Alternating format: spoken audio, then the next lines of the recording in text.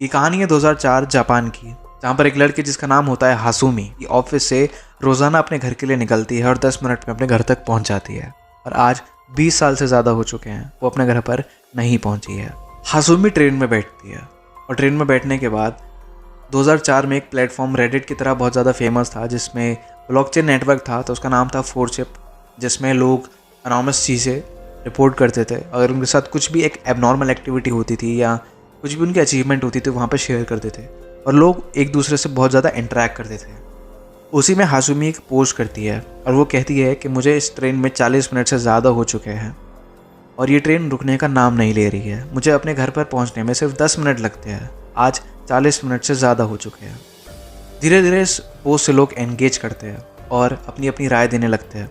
वो लड़की बोलती है कि यहाँ पर सिर्फ 4-5 लोग बैठे हुए हैं और वो भी सो रहे हैं, किसी से कुछ इंटरेक्शन नहीं हो पा रहा है, मैं बहुत घबरा चुकी हूँ, तो मुझे क्या करना चाहिए।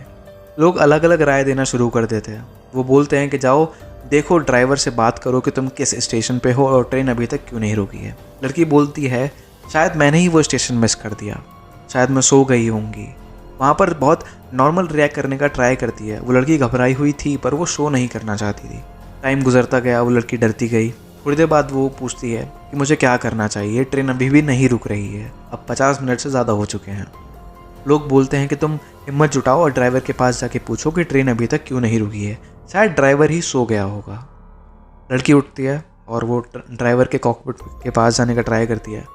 वो देखती है कि एक डोर लॉक्ड है और वो किसी तरह का इंटरेक्शन ड्राइवर से कर नहीं पा रही है, तो वो वहीं पर बैठ जाती है। वो पोस्ट करती है कि मेरा ड्राइवर से इंटरेक्शन नहीं हो पा रहा है, तो मुझे क्या करना चाहिए। लोगों ने कहा कि हमें तुम्हारी बहुत ज़्यादा चिंता हो रही है, तुम पुलिस को कॉल कर सकती हो।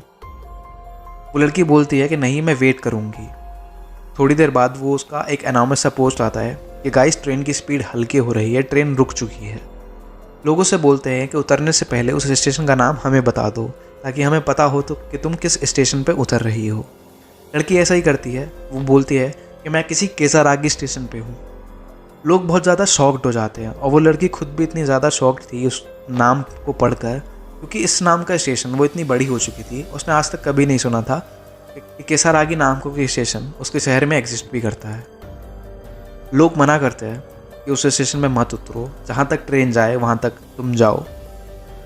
वो लड़की किसी की नहीं सुनती, उस स्टेशन पर उतर जाती है और थोड़ी देर बाद पोस्ट करती है कि गाइस मैं इस स्टेशन पर उतर चुकी हूँ। लोग बहुत ज़्यादा गुस्सा करते हैं। वो बोलते हैं कि जब तुम्हें स्टेशन के बारे में नहीं पता तो तुम्हें नहीं उतरना चाहिए था। लड़की बोलती है कि अब मैं उतर चुकी हूँ और ट्रेन भी जा चुकी है, तो मेरे पास कोई ऑप्शन नहीं है, आप लोग घबराइए मत, मैं टैक्सी से अपने घर चली जाऊँगी। लोग बोलते हैं कि हाँ तुम्हें ऐसा ही करना चाहिए। वो स्टेशन से बाहर आती है। वो देखती है कि वहाँ पर कोई भी इंसान या कोई भी गाड़ी नहीं है। लड़की बहुत ज़्यादा डर जाती है और थोड़ी देर बाद पोस्ट करती है कि गाइस यहाँ पर कोई भी टैक्सी नहीं है। वो एक डिसीज़न बनाती है कि मैं अपने घर पर कॉल करूँगी और बोलूँगी कि आप मुझे लेने आ जाइए। थोड़ी देर बाद वो अपने घर पर कॉल करती है और वो बोलती है कि मुझे आप किसी केसारागी स्टेशन से लेने आ जाइए। घर वाले बोलते हैं कि बेटा ऐसा कोई स्टेशन एग्जिस्ट ही नहीं करता है, आप लोग मैप्स पर डालकर आ जाइए। लड़की ने ऐसा उनको रिस्पॉन्ड किया और फ़ोन कट कर दिया और उसने बोला कि अब घबराने की बात नहीं है, मैंने घर पर बता दिया है, मेरे घर वाले लेने आ जाएंगे। ये चीज़ देखकर लोग बोलते हैं कि हाँ अब ठीक है, अब तुम सेफ़ हो, अब तुम घर पर जाकर हमको बता सकती हो। थोड़ी देर बाद घर वालों का वापस से कॉल आता है और वो बोलते हैं कि ऐसा कोई स्टेशन एग्जिस्ट ही नहीं करता है जिस स्टेशन का तुम नाम ले रही हो। अभी बहुत हॉरिफाइंग इंसिडेंट था उस लड़की के लिए कि घर वालों ने साफ मना कर दिया कि ऐसा कोई स्टेशन एग्जिस्ट ही नहीं कर सकता है, हम तुमसे किसी तरह का कांटेक्ट नहीं रख सकते। अब ये चीज़ देखकर लड़की बहुत ज़्यादा डर जाती है। उसके घर वाले बोलते हैं कि तुम पुलिस को कॉल करो, अब सिर्फ पुलिस ही है जो तुमको बचा सकती है। वो पुलिस को कॉल करती है पर अनफॉर्चुनेटली उस टाइम कॉल कनेक्ट नहीं हो पाता है। थोड़ी देर बाद पुलिस का कॉल कनेक्ट होता है और वो बोलती है कि मैं किसी केसारागी स्टेशन पे हूँ। तो पुलिस उनको इन्फॉर्म करती है कि आपने शायद कुछ गलत नाम पढ़ लिया है, क्योंकि केसारागी जैसा स्टेशन कोई एग्जिस्ट ही नहीं करता। हासुमी उस चीज़ को कंफर्म करने के लिए वापस स्टेशन पर जाती है, उसका नाम कंफर्म करने के लिए। तो वो पढ़ती है कि वहाँ पर केसारागी स्टेशन ही लिखा हुआ है। आपको एक मिस्टीरियस चीज़ बताऊँ, जापान में बहुत ज़्यादा टाइम हो चुका है, एक लैंग्वेज बोली जाती थी जिसमें केसारागी का मतलब होता था डेविल। और हासुमी को ये चीज़ कहीं पढ़ने को मिल जाती है कि इस स्टेशन को बोलते हैं डेविल स्टेशन, तो वो बहुत ज़्यादा डर जाती है। अब वो स्टेशन से दूर जाने लगती है। भागते भागते वो देखती है कि एक रेलवे ट्रैक पर एक टनल है और उस टनल में से लाइट पास हो रही है। ये चीज़ देखने के बाद वो उस टनल के पास भागती है। इतने बीच में हासुमी को एक आवाज़ लगती है और वो तुरंत उसको पोस्ट कर देती है कि गाइस मुझे पीछे से कोई बुला रहा है, क्या मुझे टर्न करना चाहिए। ये चीज़ देखने के बाद लोग कहते हैं कि तुमको बिल्कुल पीछे नहीं मुड़ना चाहिए क्योंकि तुम्हें नहीं पता कि तुम्हें पीछे से कौन बुला रहा है। पर लड़की पीछे मुड़ जाती है और वो देखती है कि एक इंसान जिसका हाथ पैर नहीं है वो पीछे खड़ा हुआ उसको बोल रहा है कि ऐसे रेलवे ट्रैक पर मत भागो, तुम मारी जाओगी।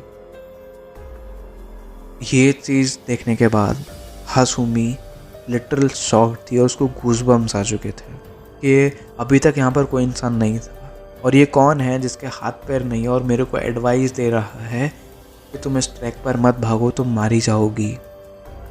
ये चीज़ देखने के बाद हासुमी बहुत ज़्यादा डर जाती है और वो उस पर आँख बंद करके भागना शुरू कर देती है।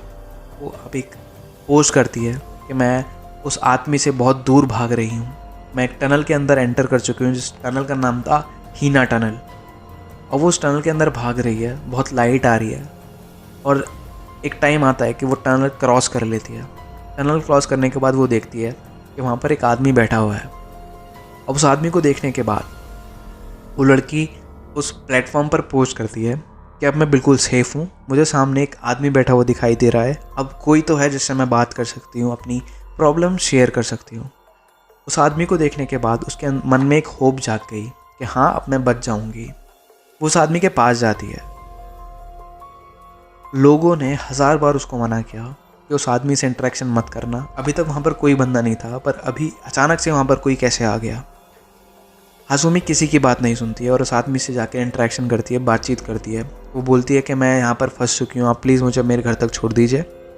एक अजीब सा कैरेक्टर जो इस कहानी में उभर के आया वो हासुमी से बोलता है कि मैं तुम्हारी हेल्प करूँगा, आओ तुम मेरे साथ इस ट्रेन में बैठ जाओ। ये चीज़ हासुमी उस प्लेटफॉर्म पर शेयर कर देती है कि मुझे ये आदमी ट्रेन में आने के लिए ऑफ़र कर रहा है और मैं इसकी बात सुन रही हूँ। लोगों ने मना किया कि तुम मत जाओ, पर हासुमी ने किसी की भी नहीं सुनी, वो उस ट्रेन में बैठ गई। हासुमी के साथ साथ जो लोग उससे इंटरेक्शन कर रहे थे वो लोग भी बहुत ज़्यादा घबरा चुके थे। थोड़ी देर बाद वो ट्रेन चलती है और हासुमी बोलती है जिस बंदे ने मुझे इस ट्रेन में बैठाया और वो मेरे से बिल्कुल भी बात नहीं कर रहा है, वो अजीब सा रिएक्ट कर रहा है, वो चिल्ला रहा है, वो हंस रहा है, पर मेरे से बात नहीं कर रहा, मेरी कोई भी बात नहीं सुन रहा है।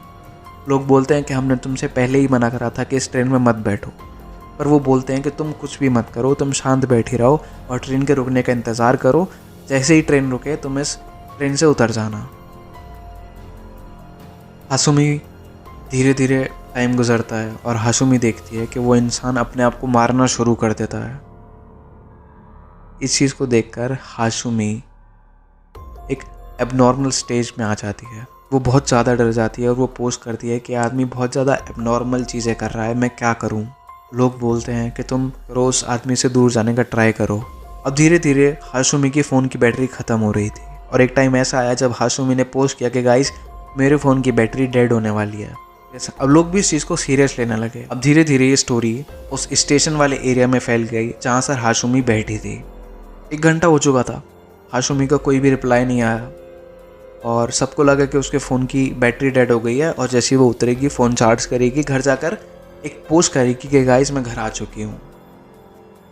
आज 20 साल हो चुके हैं और हासुमी का कोई भी नामो निशान नहीं है। आज भी ये मिस्ट्री बनकर रह गई है कि हासुमी कहाँ गई। तो ये थी कहानी किसारागी स्टेशन, जो जापान का एक मिस्टीरियस स्टेशन है और इसके ऊपर एक मूवी भी बन चुकी है। तो अगर तुमको ये वीडियो थोड़ी सी भी अच्छी लगी हो तो इस वीडियो को लाइक कर देना और चैनल सब्सक्राइब कर लेना। Thank you so much for watching मेरे भाई।